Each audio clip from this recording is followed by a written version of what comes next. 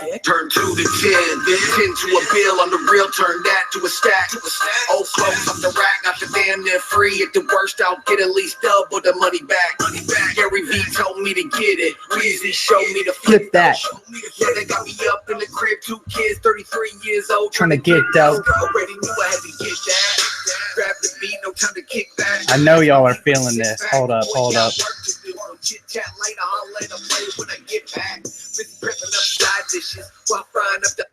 Hey, what's good, everybody? Welcome to episode number 10. We're made it. All your YouTube lives belong to us. We made it into the double digits, even though we've been titling the show with triple digits. So there's that. Anyways, I'm super glad to have everybody here. I apologize for being late on the broadcast. I could give you a million excuses, but whatever. Technology should sum up most of those excuses. And again, I'm glad it's Monday. Time is just flying by super fast. One couple things I want to talk about. One thing is we're going to do a Bay Area reseller meetup, a barbecue. Christopher Lynn at 10K on the Bay. That's his Instagram handle. He's on a journey to have 10,000 listings on eBay. Go check him out on Instagram and YouTube. This was his idea. He has experience roasting a pig, and he has a roaster, and he's going to roast an entire pig. And we're going to have a nice party for resellers. It's going to be a nice meetup party, whatever. It's going to be April 23rd, which is a Sunday, I believe. So save the date. We don't know the exact location yet. It's going to be somewhere between Oakland and Santa Cruz, where I live. So hopefully here, so I don't have to drive anywhere. That would be great. Yeah, considering I want to have a lot of fun. Yeah, April 23rd, save the date. And if you want to make sure you don't miss, the location or whatever, turn on notifications for my Instagram and for Chris's Instagram, which is at 10K on the Bay. Anyways, how's everybody doing? Let me go into the comments and spread some love around. Let's scroll up to the top. Shout out to Joe O'Connell, Alexander Ye, 13-year-old hustler out here getting it every day. Shout out to Kim, the OC Thrift Shop. Shout out to Jackie O, Errol Watson, Bobby Moons, Lauren Grass. Let me know if you're new to the show. Like if you've never tuned into the show and you're in the comments, I want to give you a special welcome. Let me know. What's up, the Fisherman 92, Matt Hull, Avenue Chick, Javier Areola. I love my dude Javier Areola. He always stays popping. Thriftology, yo, that beat that you heard, that track that you heard in the beginning, that was by my boy Thriftology. Go check that out. One of the two really good entries that came out for the Reezy Rap Challenge. The deadline's pretty much over. I mean, if you come with some fire, I'll consider it, but the deadline is approaching. What up, Posh? I can't even scroll up. I can't get to the comments before they're good. Eric Bressy's picking up 25,000 books. Way to go, Eric Bressy. Shout out to Brittany Dillon. Shout out to Callie Hats. What up, man? I'm glad to have you on the live show. Let me know if there's anything I can help you out with as far as selling online. Hi, Kendra. Hi, Corrupted Gaming. Glad to have you here. Basically, what we do on this show is we talk about getting money online in various ways, usually Amazon and usually selling books, but not restricted to that. eBay, other myriad of stuff. We talk about social media. We might just talk about what's going on.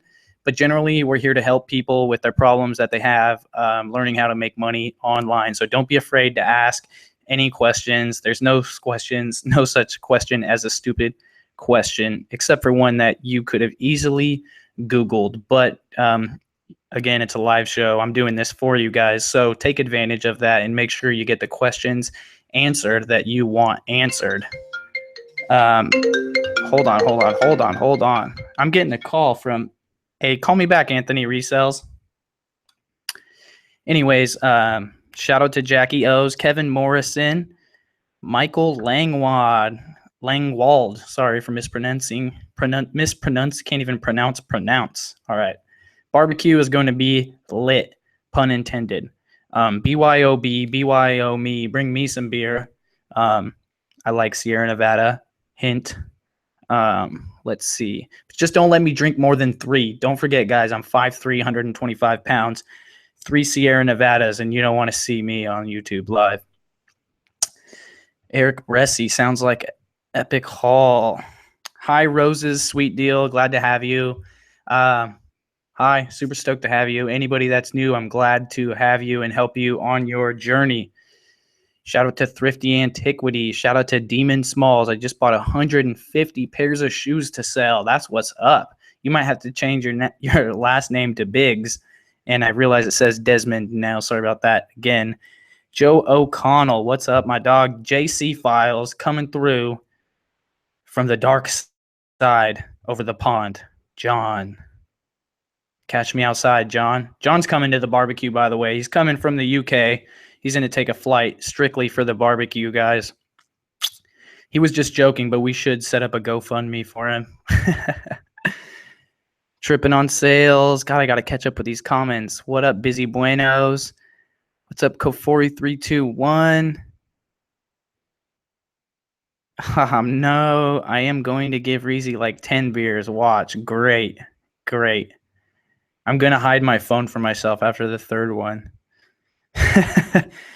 Anyways, guys, what's up? Again, this is my live show, Money Talks. I do this every Monday, 6 p.m. Pacific Standard Time. Usually it's on time, technology bearing. But give me a break. I got to do the show, get the dough, go to IHOP. I got to do everything all by myself. You know what I mean? So, yeah, but usually what I like to do and what I've been doing lately is I'll post on Instagram asking for questions that people will have for selling, and then I'll go into those questions and answer those before I do the live show, which is actually a call-in show where people can call me and ask me questions. So without further ado, let's go on to Instagram and answer some of these dang questions, guys. Let's see what we got. John is coming all the way from the UK, definitely. I didn't just say that, bruv. You gotta trust me. Please believe me. Please believe me, bruv. All right, let's see. I'd go live on Instagram too if I could, but I gotta use my phone to read the questions. I think I need multiple phones. Need to go get the other phone. Let's see. Dang, we got some questions on here. I had to press a few more comments 3 times. All right, guys. So let's see how many questions we got. We got 114 likes and we have 44 comments. So this is the picture that I've been posting recently. Let me see. Oh, I got new software for the webcam too. The autofocus is crunk. Look at that. Boom. Look at those nubbies. And then boom, right back to regular focus. So yeah, if you see that, throw comments on there. Then I delete it after the live show every time. But it's just a great way. If you want to make sure your question gets answered, go to my Instagram and put that question in the comments right now because I'm going to go through them from top to bottom. Let's see. Hi to Poo Kwai from Texas. I don't know how to say the last part of your name. Your name. I don't know how to say the last part of your name, but hello, Poo Kwai from Texas. Glad to have you on our live show. This is Reezy Resells on the Money Talks show. Nope. All right. So let's get into these questions right about here. So Jedi e-commerce, my dude says, how can I send more than 250 books on a pallet? I uploaded via Inventory Lab 360 plus books, then created shipment, opened in Seller Central, tried LTL, and it split the books, 2 different shipments to the same location, exclamation. Seller support told me I can only send 250 individual units at a time. That's not true. I'm sending off an 800 unit shipment tomorrow on a pallet. I posted that on my Instagram earlier today. I've never ran into that problem. So my guess is that problem has to do with how you're making your shipments on Inventory Lab. Because we use ScanLister, and so we don't make our shipments in Inventory Lab. We submit our inventory with ScanLister, and then we go into Seller Central and create the shipments like normal. So it might be a limitation of the Amazon API as far as the ability to make shipments using the API for third-party software or whatever, because that's what Inventory Lab is doing when it makes a shipment for you. I don't know the answer, but you might find the answer talking to people who do bulk books but use Inventory Lab. And I know a lot of people do because it will notify you if you have multiple copies of a book in stock. That way you don't end up listing, multiple copies of the same book at different times, and it looks really sloppy when you occupy multiple spots on the listing, or your better condition listings get pushed to the third page and your lower priced acceptable one is the only one people can see, and that's not going to sell, etc. So maybe talk to them and see, because I know maybe like Stacy Risher on Facebook, Risher. She might be a good resource to look into for that. Really, I don't know too many people that are doing LTL books that you could ask about that, especially that use Inventory Lab to process inventory. So yeah, sorry, I don't really know the answer, but I haven't encountered that problem myself. So I would say it probably has something to do with how you're creating your shipments, which, like you said, is Inventory Lab, which would make sense because we don't use Inventory Lab to make very large shipments. As a matter of fact, I went and did a check, and the largest amount of SKUs we ever put in a shipment we made with Inventory Lab was like 150 or so separate SKUs. So we didn't even make one big enough to get to that threshold if that was a problem. So really, that's all I have to say about that. And yeah, you can definitely put more than 250 books into a shipment to make pallets. We don't even make shipments unless it's 500 books. It's not worth making a shipment. Let's see. Big West says Seller Central Support all have AIDS. That's pretty much true. Close to the truth. Let's see. You have that issue with ScanLister. How do you avoid it? John has that same issue with ScanLister. You guys are not doing it properly. The only other thing I can think about is that when you're in your inventory manager and when you're adding items to a shipment, you can only do 200. There's a point where you can only do 250, right? And you add that, and you have to go back after you add those and select the next page of 250 and then add those to the shipment as well. All I know is I've never in my life had that problem where I can't put more than 250 units in a shipment. And like I said, we don't make book shipments that are less than 500 units. So let's see. ScanLister is pretty hard to mess up. Yeah, it's simple. I mean, Inventory Lab, ScanLister, Inventory Lab has more options, and which is why it's more complex and harder to use, and which is why I prefer to use ScanLister, especially when I'm having employees do the work. If I could do, 100 books an hour on Inventory Lab, it doesn't mean my employee will, but 100 books an hour myself on ScanLister, I can get my employee to do 80 pretty easily. I wouldn't expect an employee to be able to do even 80 on Inventory Lab. I'd say it'd be more like 50. Oh, duplicate books issue on listings, John. Yeah, I don't deal with that. I just don't end up getting a ton of the same book. So if I notice it, I notice it. If I don't, I just send it off. I don't do bulk books, so I'm not coming up on like 20 copies of the same book. Shout out to Romulux. Just made it in the building. Romulux. Watch out for the Kardashians, Romulux. They're out there in deep space. The feed was kind of lagging. Dang. Let's see. How's the video, guys? Is it looking good? No, we're good. We're bad. We're good. We're bad. What's up, guys? Help me out here. I'm like basically off the screen over here. Jesus criminy. All right, let's go to the next question. This is going to be a super great podcast with a lot of laggy time in it. Next question is, what's your bigger goal, dream, past Amazon? More coaching, marketing, a la Gary Vee? This is a great question, and I'm excited to answer this question. Is Schneider M Group. So one of the things I'm really passionate about right now is coffee. I'm going to open a cafe this year or early next year, hopefully get it going this year with my business partner. We're super passionate about coffee. So that'll be a new journey, and just passionate about starting businesses in general. I'm always going to sell online on Amazon or whatever the current Amazon is, and try to grow that. But I think I'm going to focus more on running businesses that don't require so much manpower. That way I can just be more automated and more free to do whatever I want, to work from anywhere. So, and I want to travel more.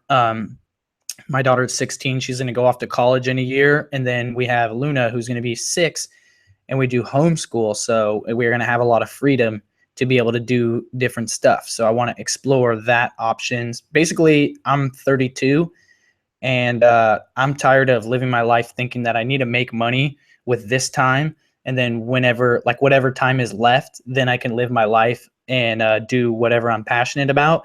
And what I've finally realized is that's just straight crap, because that time that you have left is not enough time to really pursue something that you're passionate about. So to really pursue something you're passionate about, you really have to give yourself to it, like your all. And that's not, just the other half of your time that you have available. So you have to really do it. And obviously, because it's not going to allow you to do other ways of generating income, it has to sustain your lifestyle as well. And I'm really passionate about helping people. I'm obviously passionate about talking and speaking, and I like making videos. So if you put all of that together, as far as like the motivation and inspiration, which really wasn't even anything that I knew I was able to do or good at or whatever, those are the types of things that I want to explore, and the freedoms and lifestyle that's going to afford me and my family to enjoy our life doing that, versus trading my hours for dollars, which sounds kind of weird because it's the same thing I thought when I stopped working for the man and started working for myself. But it's just like another level. I can't really explain it. I just had an awakening, and I'm not so passionate about making money anymore. I'm passionate about living my life to the fullest and doing amazing things on this planet while I'm here. And just came to the realization that nobody that ever did anything amazing on this earth ever did it with, an average 9 to 5, 40-hour a week type of effort. And so, yeah, that's where I'm at, and that's what I want to do. And hopefully, I honestly don't really know exactly what I'm doing, but I feel like I'm going in the right direction, and I feel like everything will work itself out. Options will be presented. I could always stop doing Reezy resells and go back to focusing on selling, So, but this is what I'm doing right now, and I'm having fun doing it. So I hope you guys enjoy it. Man, that was like a long rant off of that question. All right. I don't have a green screen. I have a yellow, I have a banner. Let's go down to the next one. Same dude said he's looking to open a New York pizza slice chain in Tokyo. No brainer for the expatriate community out there. Sounds good to me, man. I love pizza. I'll come out there and eat some, that's for sure. Okay, we need a water break real quick, guys. I kind of have like my heart's going off of that. Just dropped some fire. Hold up. Maybe it's just the coffee. So If I Can Do It says, I just got a notice from Amazon saying that some items have been removed due to intellectual property infringement and that my account is under review as a result. Has this ever happened to you? Yes, it has happened. So what you want to do is get those items removed from your account or destroyed, sent back to you. If Amazon indeed did do it and it wasn't just a competitor sending you an email. And just communicate with Amazon, and just basically say you were sorry, you won't do it again, and let them know your procedures in place to making sure that you won't be infringing on someone's rights again. George Flenegris says, that's just an answer to that question. You guys are tripping me up answering the questions in here. So Dominate the Zoo. What the heck does that mean? Dominate the Zoo says, at Reezy Resells, how do you keep track of receipts and gift cards that you buy from Raise? So for receipts, this is a really great system that I use that I recommend everybody to use. So I use an application called If This Then That, which they have a whole suite of apps. Check them all out. They're all amazing. They have one called The Button, one called The Camera, and there's another one I forget. But anyways, the camera one is amazing. So you click on it, it opens up. It's just like a regular camera, But when you take the picture, you can tell it what to do. What happens after you take the picture? So you make a recipe. And so I have a recipe for retail arbitrage receipts, or a recipe for Luna's artwork, or for personal receipts, or whatever. So when I get a receipt, I open the app, and then I boom, swipe till it says retail arbitrage receipts, and then take a photo, and that photo automatically gets shot into my Evernote or my Dropbox folder, which also has optical character recognition. So the receipt gets turned into black and white and is actually searchable for most of the words, which is pretty cool. So yeah, I use If This Then That Do Camera app to track those types of things. It's super, super useful, just really efficient. And then for gift cards from Raise, I just put those into the Keyring app, and then when we use them, we delete them and just keep good track of making sure they're all used up and deleted. So yeah, check out If This Then That. If you don't know about If This Then That, there's so much stuff you can do with them. You could set up automated alerts. Dude, I am tripping sideways on my lingo today. You could set up automated alerts.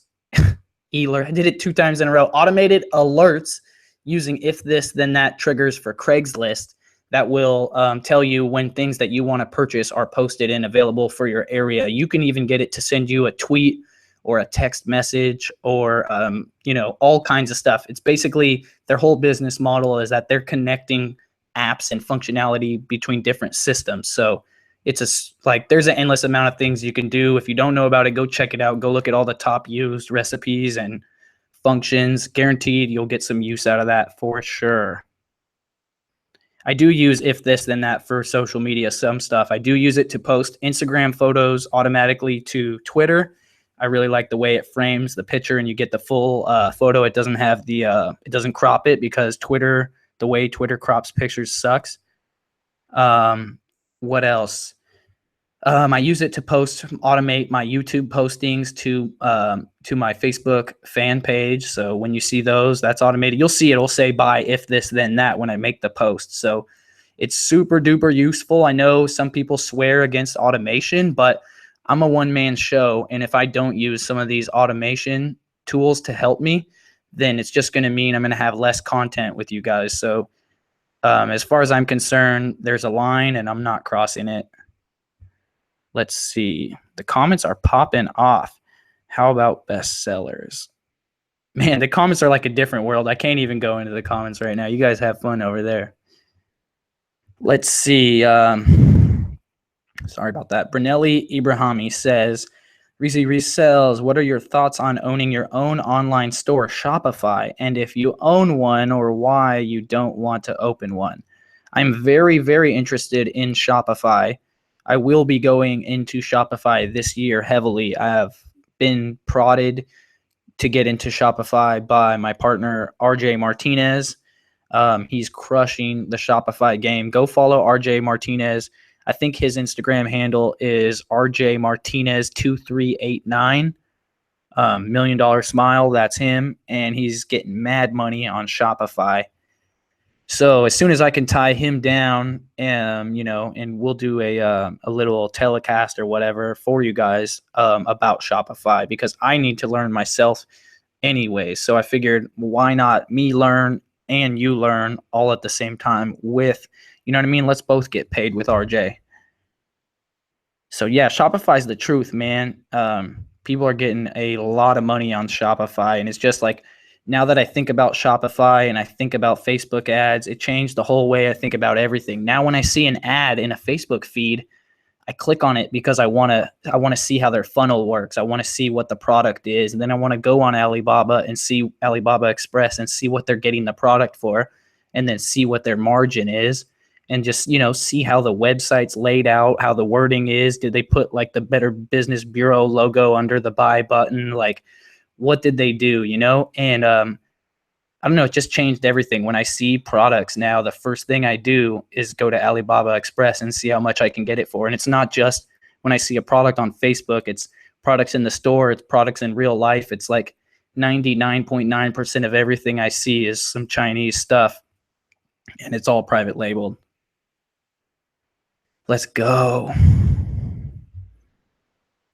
What's up, Ken Williams? So Ishan Snyder M Group says, do you know a solid coupon app?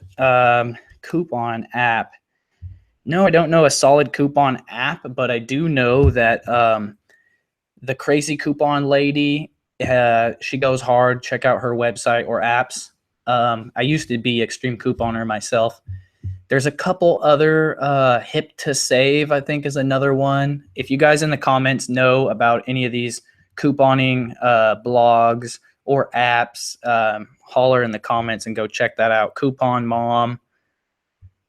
I've been out the game for a while, but when I was in the game, Crazy Coupon Lady was on top. Let's see. George Flinnergus says, maybe the manufacturer are doing an online smackdown. I hope you reach. Oh, sorry. Answering other questions. You guys are tripping me up with that. Shout out to Joe Jedian Post. Appreciate you. Schwibbit God says, how do you keep track of all the money you spend on an item and organize your data so you get a correct profit margin on your total inventory? Do you use inventory labs? What would you suggest for someone starting out who can't afford their fee? So what I suggest is to use Caleb Roth's accounting tracking spreadsheet. It's actually amazing. So the funny thing is we do use inventory labs. I don't even know if it's plural or not, but we do not take numbers from there to give to our accountant, like for cost of goods or for inventory value. We use the numbers from Caleb Roth's tracking spreadsheet for that because those numbers are accurate and dead spot on. Inventory lab we use for different kind of accounting, things like what stores do we source from that are performing the best, what employees are buying the most stuff that's performing the best, what category of items are selling the best, shoes, kitchen, books, whatever. How many shoes do we have on hand right now? You can't answer that question easily from your Amazon account, but if you have an inventory lab account, you can. So, there's a million different tools, but anything that you can outright buy instead of having a subscription is going to be something that I would look into for sure. Next question is from one of my homies, Chloe Pops Tags. What up, Chloe? How you doing? Chloe says, if applicable, can you talk about how your business progressed through setting goals, developing a business plan, short-term and long-term? So, man, I don't know if I'm the best person for this question, but basically, I just bootstrapped everything and ran by the seat of my pants, and I never really planned to grow it. I mean, I didn't have the foresight to think like that because I learned business over these 11 years. I mean, I sold drugs when I was a kid and I flipped, some crap on eBay a little bit, but not on a real level where it was like a full business. So I wasn't thinking about forecasting or growth or scaling. I was just happy to not be working for the man. And what actually happened was every time my business had grown in the beginning was all accidental. So at first, the first couple years, the first time I got inundated with orders to where during the busy season, we were merchant fulfilling orders and I had over 100 orders to wrap a day for a week straight, maybe more. And one of my friends offered, he needed some cash and he offered, he's like, hey, if you give me $500, I'll wrap books for you for a month straight or whatever. And I was like, I couldn't have given him that $500 faster. He didn't know what the hell he got into. But the thing was, this person was super smart and efficient, and they actually sped up the way we wrap books maybe 5 times at least. And so that created like our first system for how we were wrapping books for merchant fulfilling, and that made it to go faster. And I realized how valuable an employee could be. And that we didn't bring on an employee yet at that point, but eventually what happened was we started getting more and more books and getting more and more behind. And then my dad needed some work, and he started working for us, and he ended up working for us full time for a pretty long time. And then later down the road, he moved on, and one of my friends worked for me. And then and I still worked every day with the company 7 days a week, pretty much doing day-to-day stuff and a little bit of growth stuff, not too much.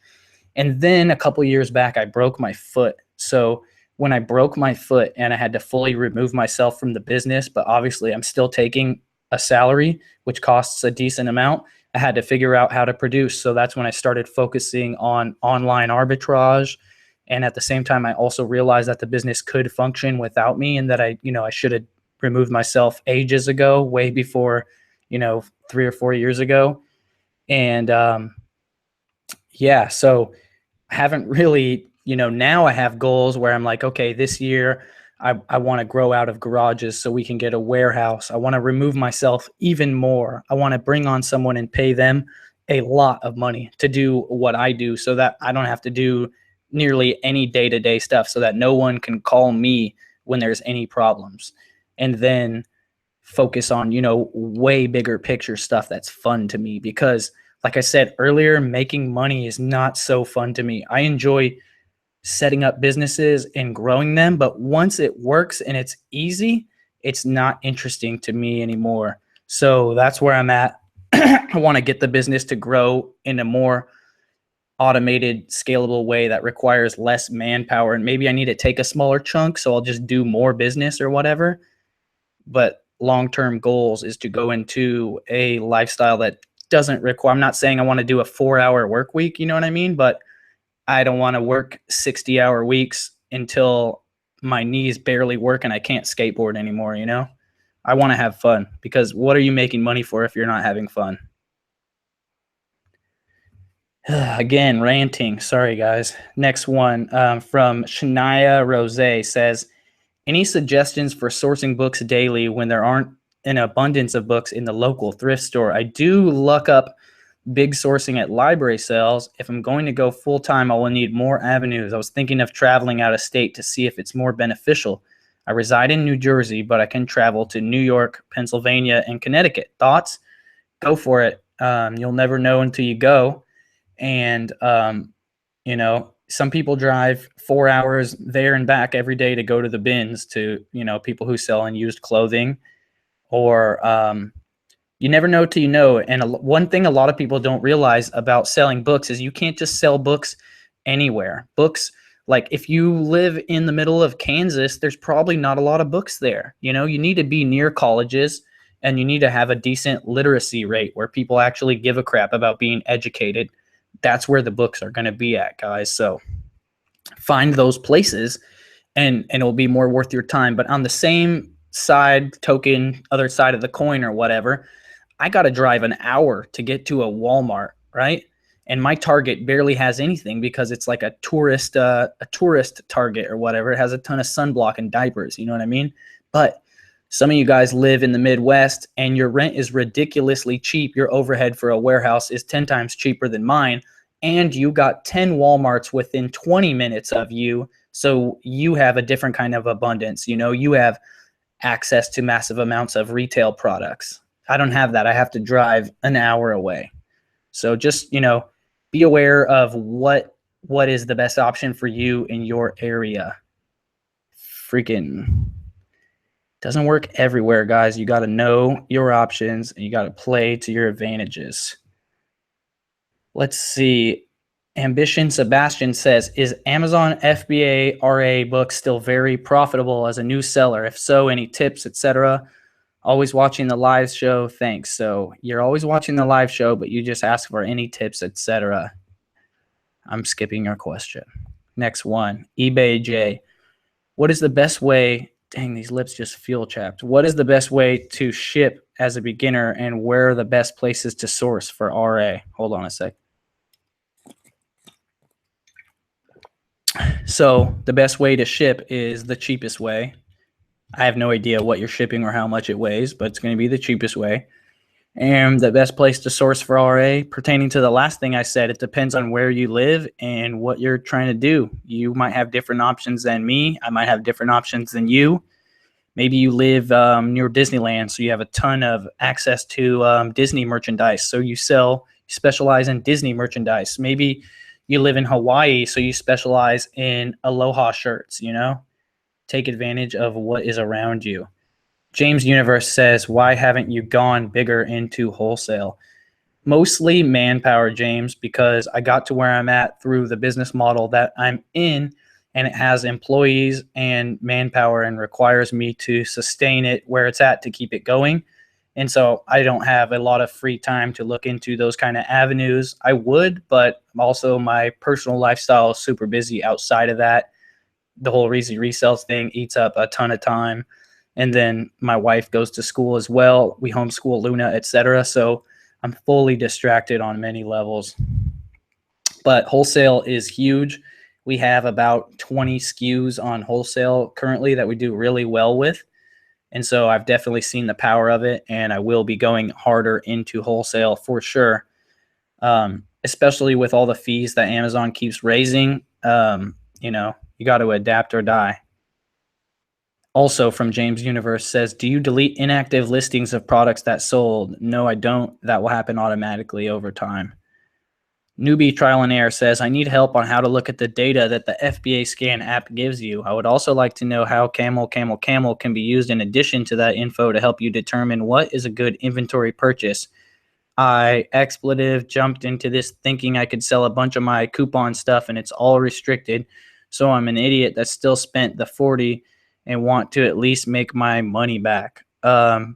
Just quit, man. Don't even try to sell at all, because if you're worried about that $40 and you're just trying to make your money back, this game's not for you. And I don't want to give you my advice if you're just trying to make your money back. You know what I mean? Like, this is for people that are really trying to make money, not for people that, just are trying to make $40, Go sell some, have a garage sale.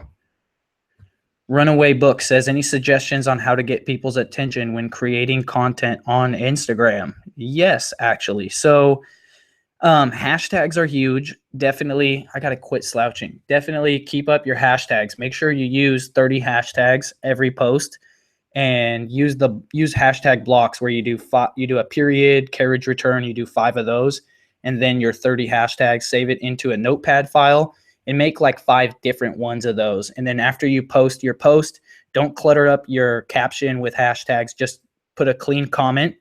Use emojis always. It's been proven. Emojis catch people's eye. Use emojis if you can, always. And then after you post it, be the first comment from yourself, add your hashtags in there. Another thing is just make sure to get into the community and engage. Go in on the hashtags, go through, like photos, like comments, reply to other people's questions. If you're trying to do what I'm trying to do, and you see that I have unanswered questions on my Instagram, get on there and answer them, because those people want answers. And obviously I'm slipping and I'm not giving it to them. So you can get in there and provide value to the commenters that are following other people. And then they'll appreciate you and they'll click on your thing and go look at your profile. And as long as you're not disappointing, once you get their attention, you should get a follow. And, that could translate into engagement, etc. But pretty much basically just get people's attention. And when you get it, make sure that, you're holding up your end of the deal. You're what they want to see. Don't get people's attention that aren't going to be interested in your content. Or don't, I have a friend and he's a skateboarder, and he's really into cars too, but he's pro level skateboard status. And I had to tell him, like, hey, lay off the posting car pictures on your Instagram, because you're a skateboarder. When you're getting people to come to see your skateboarding, you don't want them to show up in those 9 pictures they see on your feed. 3 of them are BMWs. You want them all to be skateboard videos or pictures. That way they know you're what they came to see, So it's hard to get people's attention to look at your profile. So when you get it, be, acknowledge that, and don't be disrespectful and waste the opportunity to lock in a new follower, a new member of your tribe. Let's see. Another one from Ishanider says, he's just mint support for homies. Thrifty Jessica says, what's the worst mistake you've made thus far related to filing taxes? Jesus, with the tax questions. Oh, man. So this is huge. The biggest mistake I ever made for filing taxes was I didn't hire a legit CPA at first. I hired some guy, and he was like a pushover, and he didn't know anything about online business. And so he pretty much accepted what I told him. And I didn't realize it until it was too late. But when I finally got a real CPA 3 years later, I realized that my taxes had been done wrong the whole time. Basically, my inventory was being written off every single year. And so come, all of a sudden I'm doing it proper, my new CPA won't let me do it like that. And I had to declare a massive valuation of inventory, huge, massive valuation. And I had to do it, in a short period of time over a few years, which was a huge hit for me. And I really wish I would have did it incrementally over, 11 years rather than the way that I ended up doing it.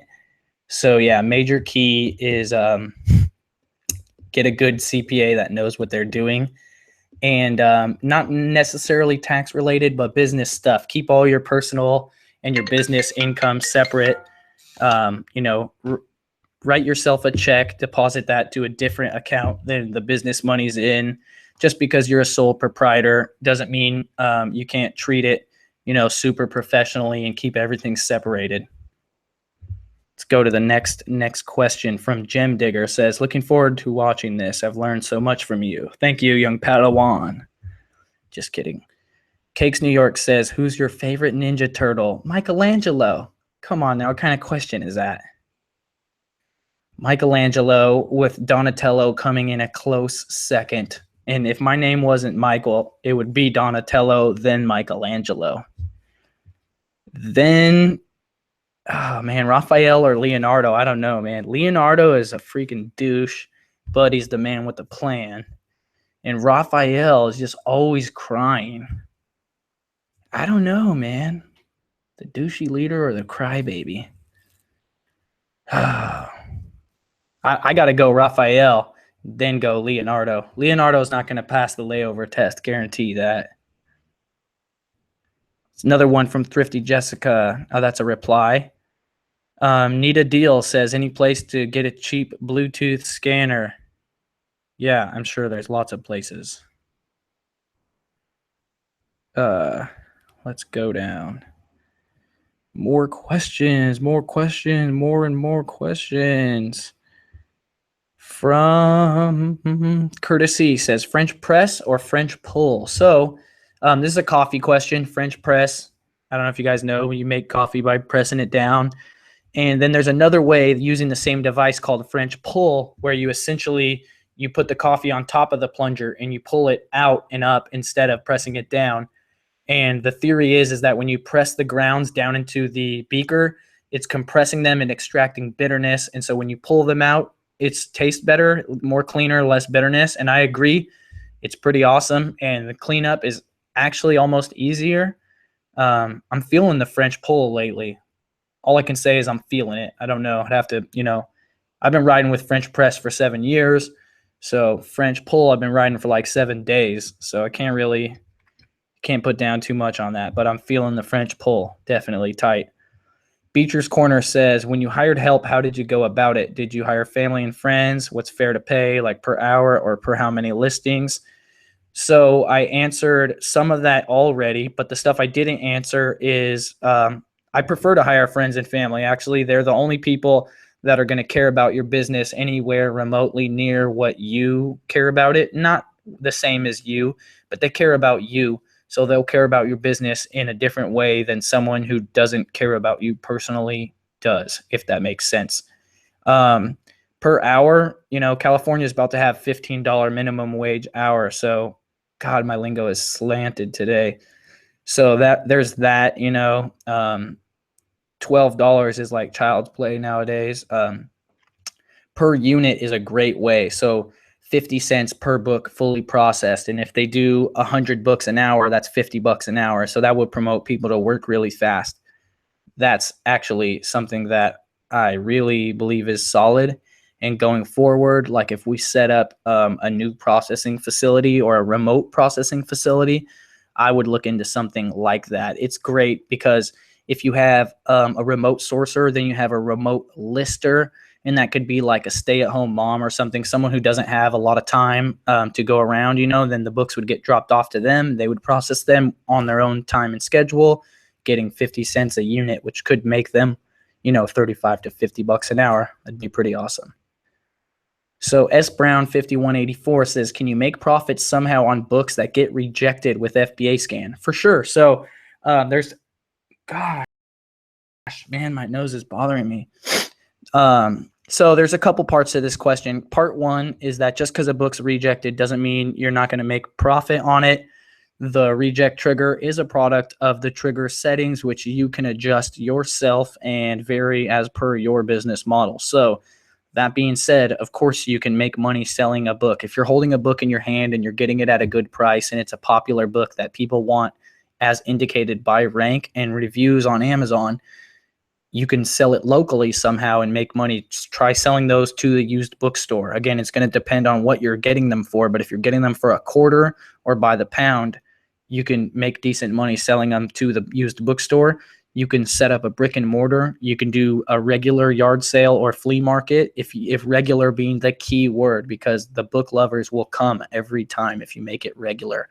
If you, maybe you can biz dev and find some synergy with someone that will let you, like a cafe that would let you put a bookshelf in the corner of their cafe and you could fill it up with books, and the books are $2 each when people buy them, or $3 each, I don't know, and you split it with the cafe, something like that. I don't know. Maybe you don't even have to split it with them. Maybe they would just be stoked to have a shelf of books for their patrons to read. You know, maybe you push it as they're free to read in the cafe, and if you want to take it home, it's $3, something like that. I don't know. Just coming up with fire ideas every day and just giving them to you. So stuff like that.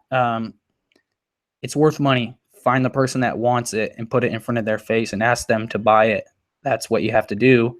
Just think about the various ways that you're going to do that, especially in today's day and age. Maybe you're going to have a bookstore that exists through Facebook Marketplace. I don't know. Maybe you list, maybe there's no limit to how many items you could list on Craigslist or Facebook Marketplace. So you list 10,000 books individually on Facebook Marketplace, and you're the king of Facebook Marketplace. You're the first person to have 10,000 items listed on Facebook Marketplace. I don't know. Figure it out. Let's see. James Universe also says, do you have inventory placement on or off? Off. What about for LTL? Always off. Don't pay them. That's so much money to pay them to put your stuff in a certain place. And then you have to wait anyways for it to go around to different places. What you really want to know, aside from that, is make sure you're manipulating your shipments. And what I mean by manipulating your shipments is when you make an Amazon shipment and it tells you that it wants to send, you're in a shipping plan. You're in a shipping plan and you're about to make the shipment, and it tells you, okay, we're going to make these 3 shipments, and you're devastated because your items got split up across 2 to 3 warehouses. Press back, go back, and adjust the quantity of items in your shipping plan. Change it high. Make it like 999, 66, whatever you need to make it way higher than what you need until you get a shipment that has the amount that you want in it, so that will be all of the units that you have. So for example, if you have 50 candy bars that you want to send into FBA, and when you make the shipment with 50 units, it says that it wants you to send 25 here, 10 here, and 15 here for 3 total shipments. No, homie, don't play that. So you're going to go back and you're going to tell it, I'm going to put 100 candy bars. Then when you go forward, one of those shipments will be 50 candy bars, or 55 or 57 or 65.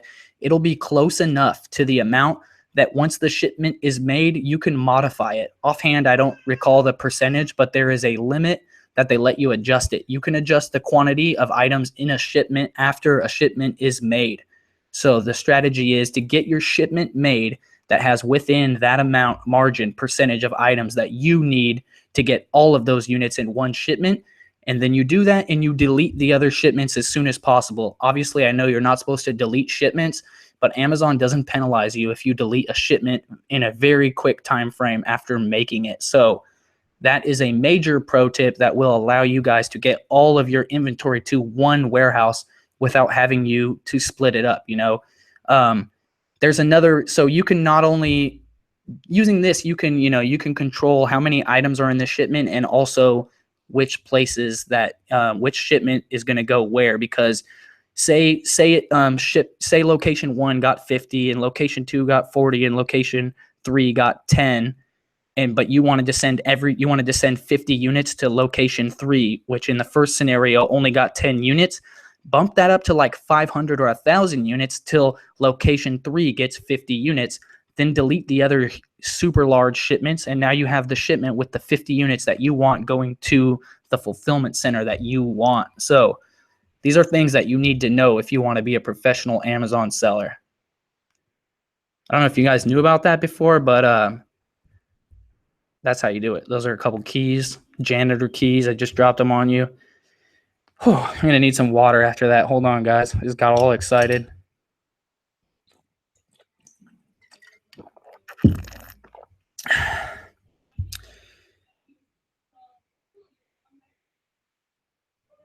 Hey, I can hear you guys on the live show. Jamie Huff says, in your opinion, what is the efficient way to get wholesale accounts approved and to scale?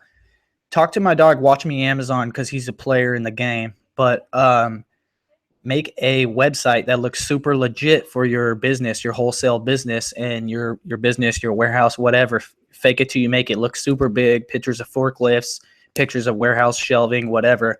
Couple dudes with some hard hats on, and then start sending out your email templates to potential wholesale suppliers. And when they respond, then get to work and become a amazing human that curates an awesome relation with this company, which is going to involve negotiating for a price and just making sure you get that landed contract. Let's go. So next one, Alex McLean says, dope. Thanks, Alex. Thrifty Antiquity says, question, what are the 3 things that you would hire a virtual assistant for? Ooh, I wish they could do my laundry. That would be so sick. Or like, man, my shopping list? I don't know. No, on the real though, I need to actually get into this because like I said, I want to look into removing myself even more and more. And so like I spend, 30 minutes to an hour doing emails and customer service a day. I want a virtual assistant to do that. I do have a virtual assistant scouting books for me on eFlip, so that's good. And for me, and personally for me, for the social media stuff, I have a ton of stuff I need done. I need to get a VA right now to help me rip all my YouTube videos and upload them to Facebook with subtitles. So there's that. If any of you guys want to help me do that, I would appreciate it. I will pay you back in my time. That'd be great. Let's see. House of Thrift NC says, I'm a newbie who is thinking hard about FBA, but what I'm having a hard time to understand is when you scan books, how do you tell that if it's a keeper or leave at the store? I've been trying to grasp that concept for weeks. Is there any way you can give a breakdown on how to source for books? I'm totally lost. Help. So I have a couple videos called How to FBA Scan, one word, and you should be able to figure it out from there. If not, just download the app, check out the annotations of the screen. It's pretty simple. Maybe scan a book and then go open Amazon and go look at it as if you were a customer. You'll be able to figure it out. Trust me. If not, it's not for you. Busy Buenos Aires says, after you have books you will send to FBA, what is the process for pricing? Do you manually set each price and then start the repricer? Do you let the repricer reprice it? How long does it take you to do this for like 20 books, for example? Thanks. So the way that we do it is we use the repricer to set the initial price automatically. So we upload our inventory with a very high default price, and then we let the repricer bring it down to market value with an added price on top of that at a very aggressive template. Then after that, that's by price, so it never catches them again. After that is our regular templates that are much less aggressive.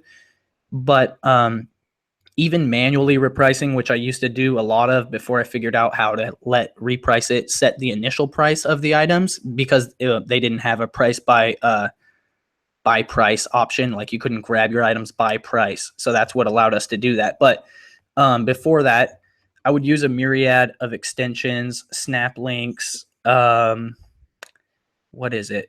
Snap links plus, some ad blocker stuff. It's like 4 or 5 different things, but And then just using the keyboard and no mouse at all, I was able to price like about 100 items in 4 minutes. So 2.5 to 3 seconds per item. And I was viewing the offers for that item and then going back and pricing it manually using a number pad. You need a number pad. You cannot do this without a number pad. Let's see, 100 books, 4 minutes, manually repriced. No joke. What do you think about Expert in Bird Law says, what do you think about a book with a $30 profit, no FBA sellers, only 2 FBM, but a 3.5 million rank? I have an unlimited supply to this title.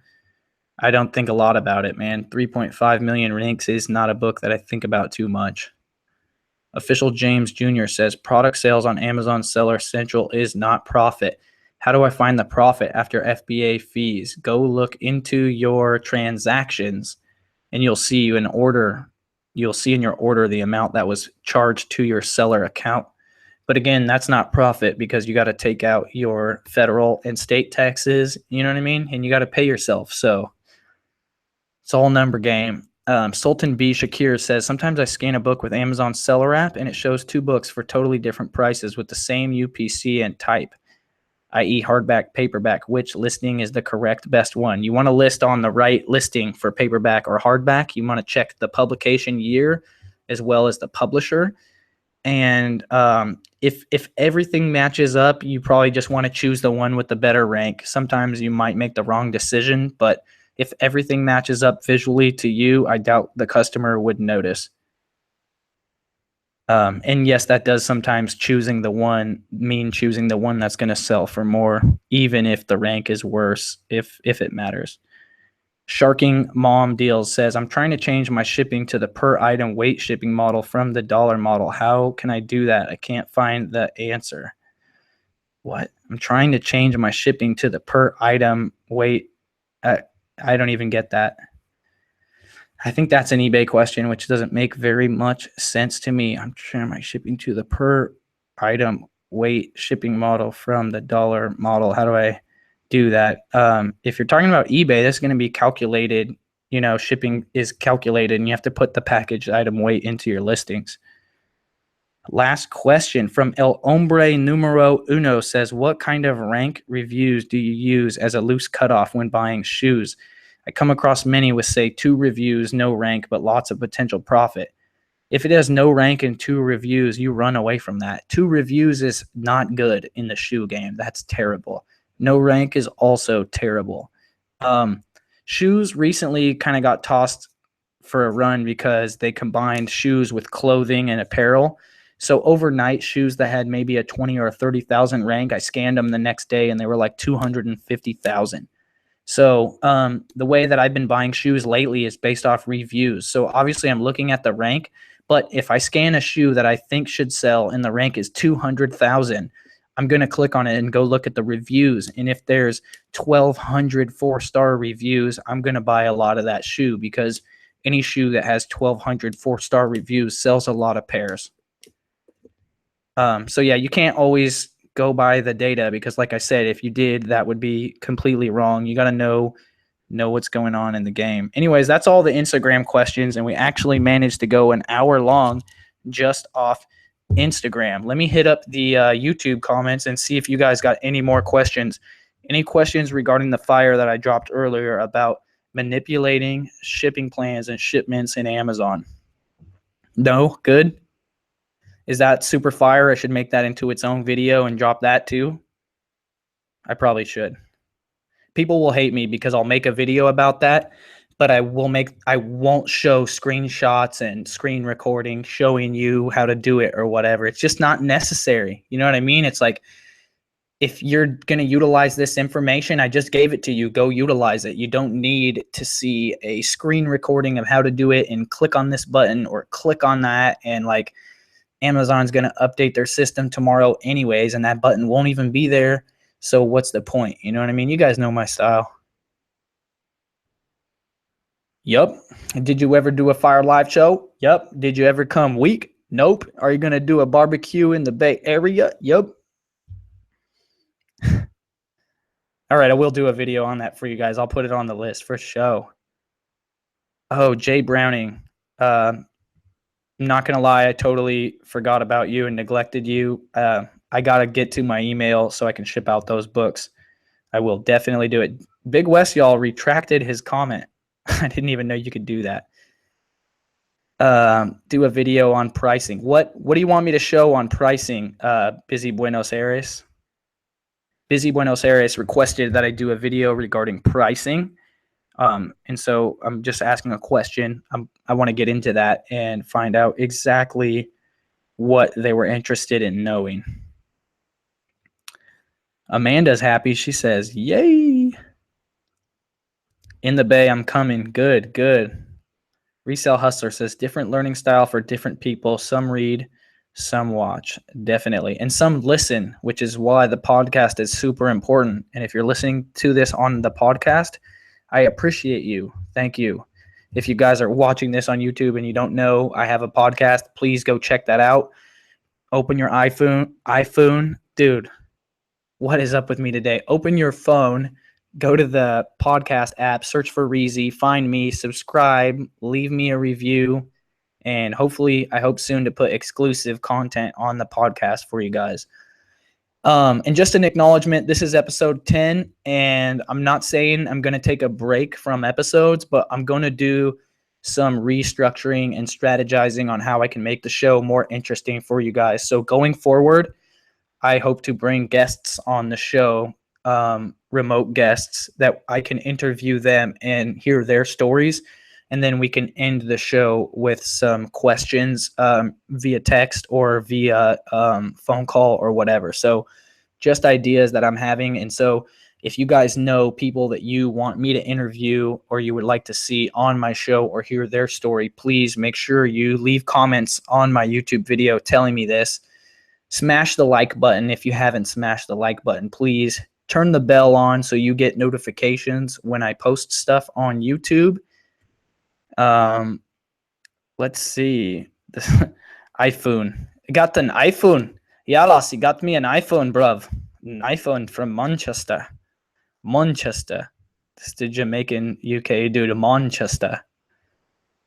Ben Lott says, hey, Reezy, how much would you say your sales spiked when you became buy box eligible? What if I told you I was never not eligible for the buy box? It'd be the truth. Kevin Henrik says, what do you think about selling shoes on eBay? I think it's a gold mine.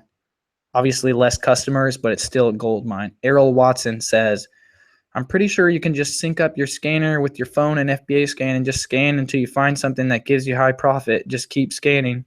Sure, you could do that. A room full of monkeys could produce Shakespeare also. Bring on James Callis. I love James Callis, definitely. Scotty G. All right, we'll bring on Scotty G for sure. In case you don't know, the live chat disappears after the show, so put these in the actual video comments after it gets posted, please.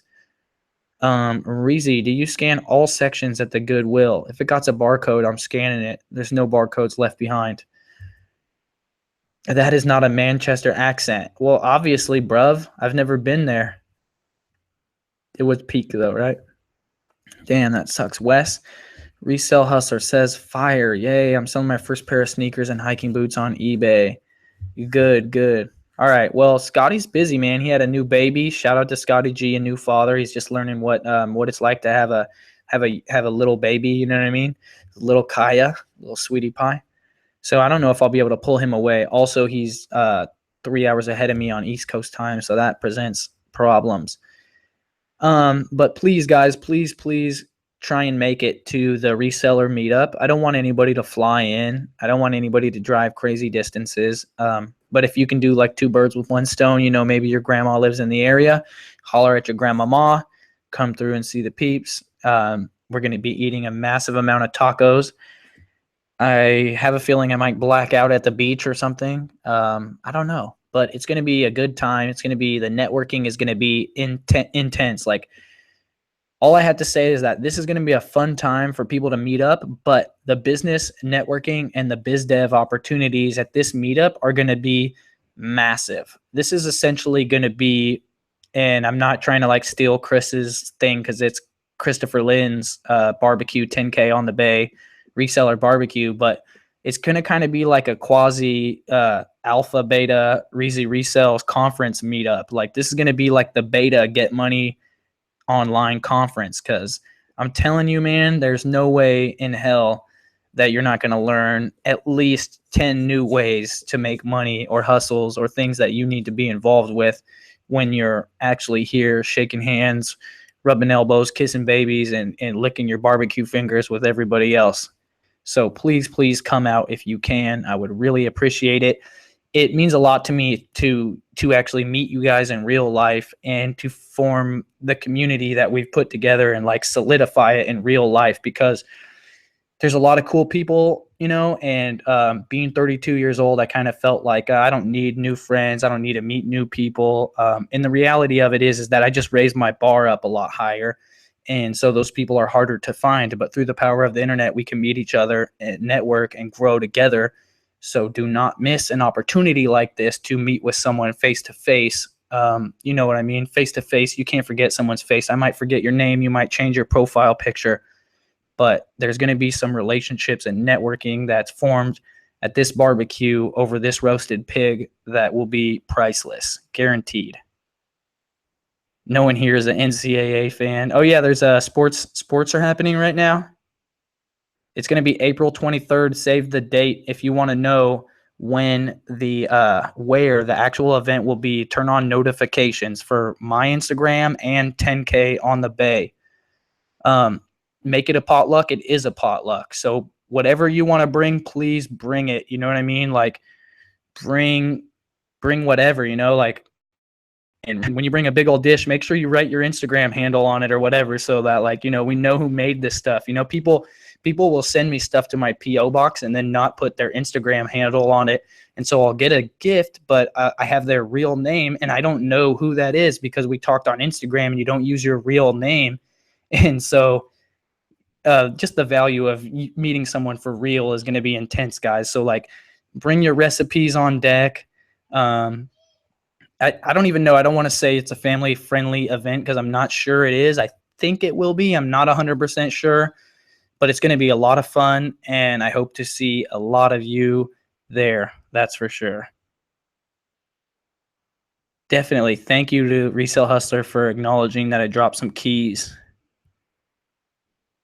Let's see, Sean Gibson, banana cream pie. Oh my. Banana cream pie. Oh my. Dang. Take Dirtbag Dan sourcing. Let's do it. I'm going to take Joe Cutter with me too.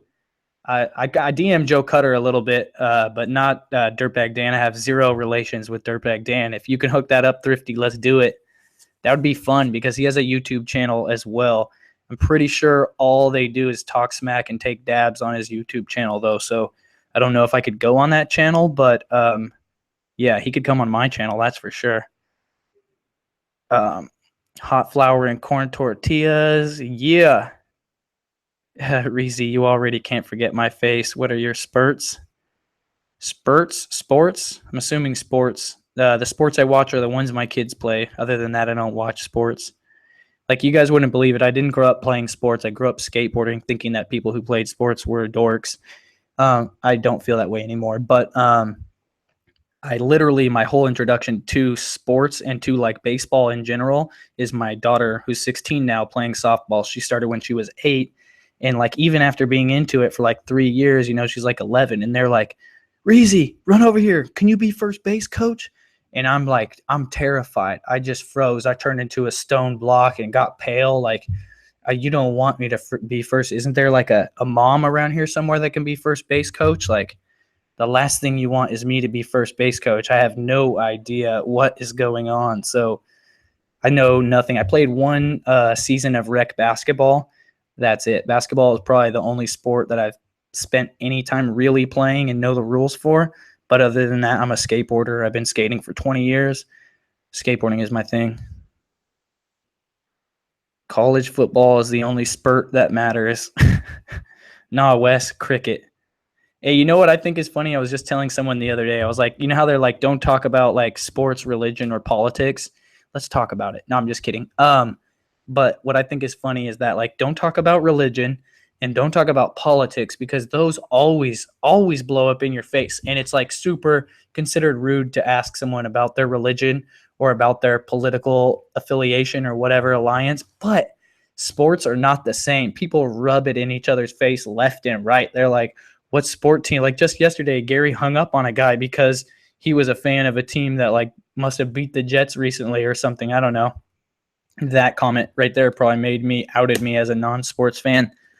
But what I'm saying is, you sports fans are ruthless. Like, I'll be wearing a hat, and people I don't even know in public will just make snide remarks at me because of my hat. You know, I mean, I get compliments too, like, "Hey, good job, we're gonna get them right." And I'm like, "What?" And I'm like, "Oh, I'm wearing a Sharks hat."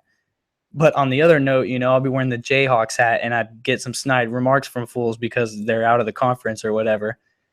But yeah, I just think it's funny. Politics and religion, no. But sports, fools are ready to go down each other's throats all day, and it doesn't even matter. Just bring it on.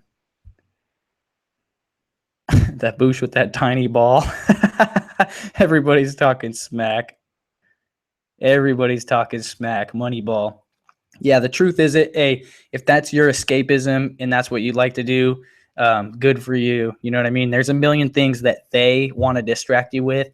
And so don't be distracted by they, but like, you know, if that's where you're getting what you want out of that, get that and then go, you know what I mean? Get the dough, do the show, go to IHOP. If you don't recognize that reference, that's a reference to a Lil Flip freestyle from before Lil Flip was famous. He had a viral video. I think it was on like E-Bombs World way back in the day. It's called STP Freestyle King. Check that out if you don't know. Freestyle fast, freestyle slow, haircut, hair done grow. Anyways, guys, I think that's going to be it for the show. I've had a great time kicking it with you guys. For real, JC Files needs to go to sleep. He's awake all the time. I don't even know when he sleeps. Anyways, guys, you guys have a good night. Thank you for joining me. This broadcast is going to be a little weird because I kept slouching and it cut my face off, but it is what it is, and I appreciate you. So thank you for tuning in. And until next time, this has been an episode of Money Talks with your boy, Reezy Resells, and I hope you guys have a great night.